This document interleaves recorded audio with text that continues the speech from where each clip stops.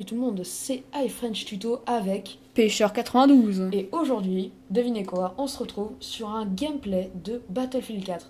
La bêta. Ouais, alors là, nous sommes sur le PC de Pêcheur 92. Alors je le remercie déjà, parce que c'est très gentil. Mais de de sa rien. part. Alors lui, il a eu la chance d'avoir Battlefield 4 Premium, ce qui fait qu'il a pu avoir justement la bêta exclusive. Donc voilà, alors déjà nous arrivons sur le menu, donc c'est un de ces gameplays. Vous pouvez constater la petite caméra. Alors en fait cette caméra permet de regarder les joueurs, enfin vous pouvez cliquer sur le menu est interactif, c'est-à-dire que si vous cliquez sur un de vos alliés, vous pourrez voir sa petite caméra, c'est-à-dire ce qu'il fait. En gros, ce qu'il voit. Voilà. Bon, alors là, je joue avec la Scarache et le M320 qu'on voit un peu sous mon arme. Alors déjà, on a vu un petit truc s'afficher, c'est Last Man in Squad. Ça vous marque maintenant quand tous vos copains sont décédés en fait. Alors, on va voir.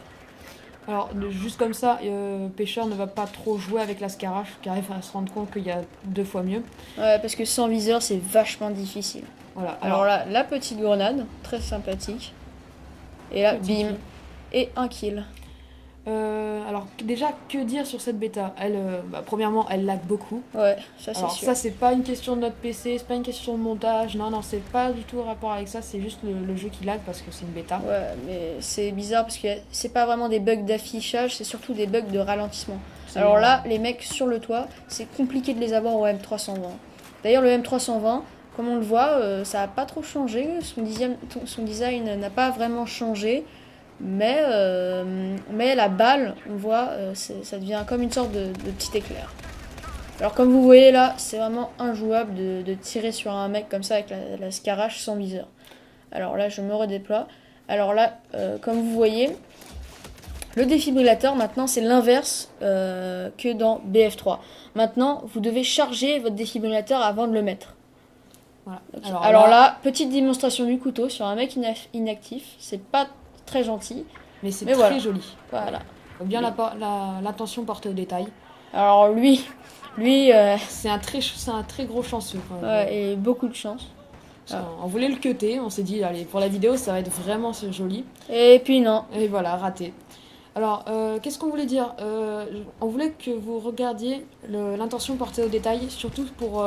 je sais pas si vous regardez quand vous utiliserez une Scarache, quelque chose comme ça, et que vous viserez, vous verrez genre autour du viseur un espèce de flou. Alors ça, c'est extrêmement joli. Autre chose, quand vous allez tirer, vous allez voir franchement que les balles sont extrêmement détaillées. Bien modélisées. Voilà, bien modélisées, la petite fumée et tout, ça rend vraiment bien. Alors après, on dit ça, mais c'est sur PC. On ne sait pas comment c'est sur console, on essaiera plus tard. Parce on donnera nos avis. Parce que les PS3 et Xbox, avec l'arrivée des next-gen, avec l'arrivée des consoles next-gen, ça va être de la rigolade. Hein. Parce que là, maintenant, les next-gen, c'est un peu des PC déguisés. Parce que si vous regardez la PS3, si vous essayez de jouer à BF4 avec une PS3, déjà... ça va moins tourner. Au lieu de 60 FPS, on va arriver à 30 FPS. Ouais. Alors là, regardez bien, le capturing a changé. On n'est plus sur une espèce de petit rond qui change. Enfin, si, on y est encore. Mais vous voyez que maintenant, il y a le petit bar en dessous avec marqué capturing.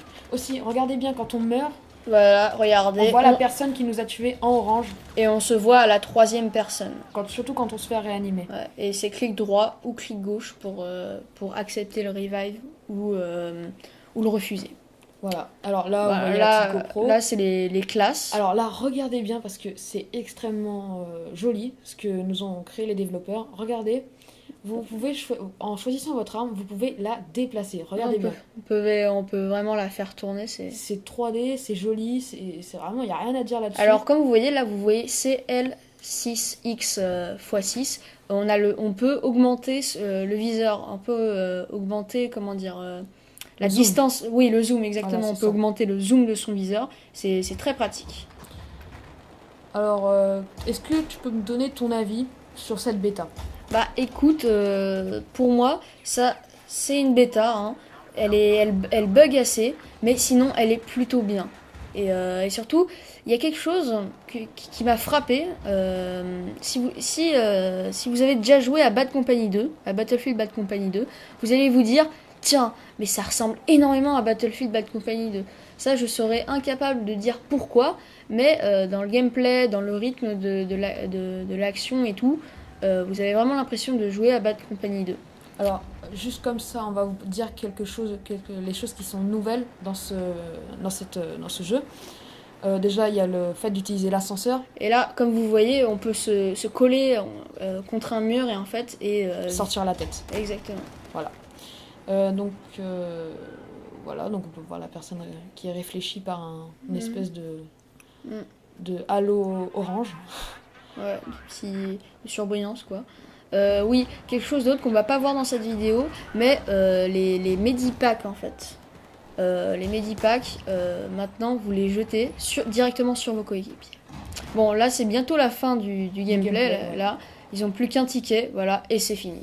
Alors là, vous pouvez voir que la fin de la partie a changé. Regardez, on peut voir un petit peu de la map et les tickets.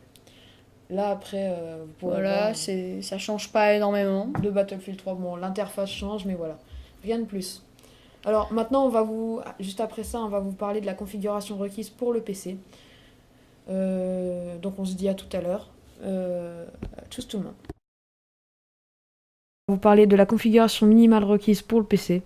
Donc on va commencer avec un Windows Vista SP2 32 bits, un processeur Athlon X2 2,8 GHz, un Core 2 Duo 2,4 GHz. Ensuite 4 Go de mémoire vive, une carte graphique Nvidia GeForce 8800 GT ou une Radeon HD 3870.